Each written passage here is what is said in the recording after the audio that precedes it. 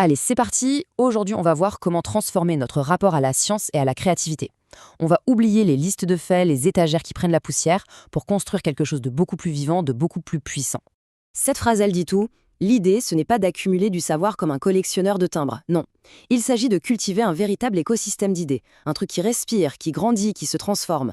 On passe d'une collection figée à une source d'inspiration qui bouge tout le temps. Bon, alors, entrons dans le vif du sujet. Cette fameuse bibliothèque vivante, c'est quoi au juste?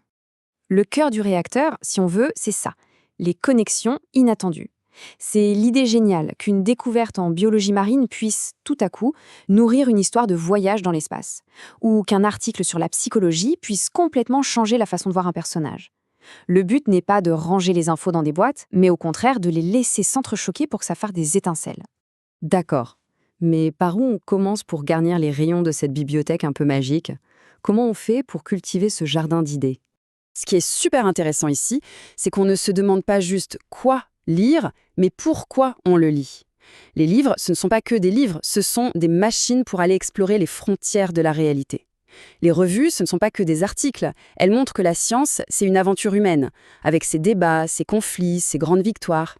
Des livres comme celui de Stephen Hawking, ce ne sont pas des manuels. Non, leur vraie valeur, c'est de nous amener tout au bord du savoir, là où la physique devient presque de la philosophie, de la spéculation. Et c'est justement dans cette zone de flou, là où Brian Greene nous parle de multivers, que les histoires les plus dingues peuvent commencer à germer. Et ça, c'est brillant. En observant simplement la vie sur Terre, on a des plans incroyables pour créer des intelligences non humaines qui tiennent la route.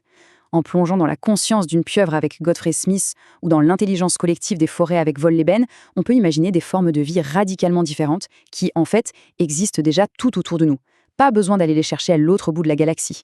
Et voilà un point absolument essentiel. Pour imaginer des futurs qui soient crédibles, il faut d'abord piger le monde dans lequel on vit. Que ce soit en décortiquant les mécanismes de pouvoir invisibles avec Shoshana Zuboff ou en prenant de la hauteur sur l'humanité avec Harari, l'idée c'est de regarder notre propre époque comme si c'était déjà de la science-fiction. Ok, on a les outils pour remplir notre bibliothèque. C'est un bon début. Mais maintenant, comment on s'en sert efficacement? Parce que c'est bien beau d'avoir les livres, mais il faut une méthode pour les explorer et en extraire toute la richesse. En fait, c'est une sorte de hack, une technique hyper efficace.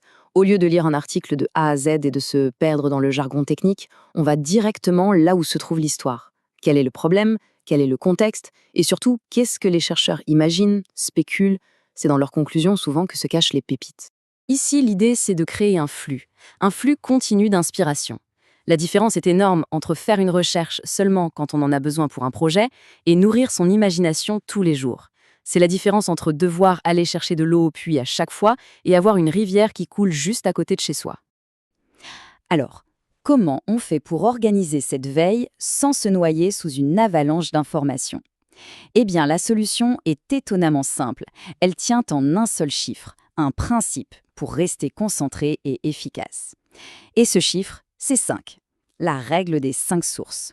Le plus important, ce n'est pas de tout consommer. C'est de bien choisir et surtout de réfléchir. On choisit quelques sources bien différentes et, le point crucial, on capture les idées qui viennent dans un carnet dédié. Ce carnet, ça devient un vrai capital créatif sur le long terme. Une mine d'or pour des projets qu'on n'a même pas encore imaginés. Toute cette démarche nous amène finalement à une idée encore plus profonde. La ressource la plus importante, la plus riche, elle n'est ni sur une étagère, ni sur un écran. Elle est ailleurs. Il y a un monde entre savoir intellectuellement que les choses changent et ressentir ce que ça fait au quotidien, dans ses tripes. C'est toute la différence qu'il y a entre regarder une carte et marcher sur le terrain. Il faut bien réaliser ça, on vit déjà dans le futur. Nos interactions de tous les jours avec la technologie, avec les algorithmes, avec un climat qui déraille, tout ça, c'est une matière première narrative d'une valeur inestimable. Ce n'est plus de l'extrapolation, c'est de l'observation directe de l'expérience vécue par chacun. Voilà, c'est une invitation à l'action. Il s'agit d'analyser sa propre vie, ses distractions, ses connexions, ses angoisses, comme si c'était un laboratoire à ciel ouvert pour comprendre ce monde transformé. C'est là, dans le vécu, que se trouve la vérité émotionnelle que les histoires les plus puissantes essayent de toucher. Et tout nous ramène à cette dernière question.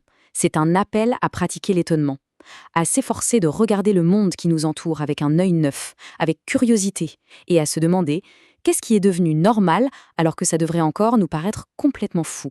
Le secret d'une créativité qui ne s'épuise jamais, il est peut-être juste là.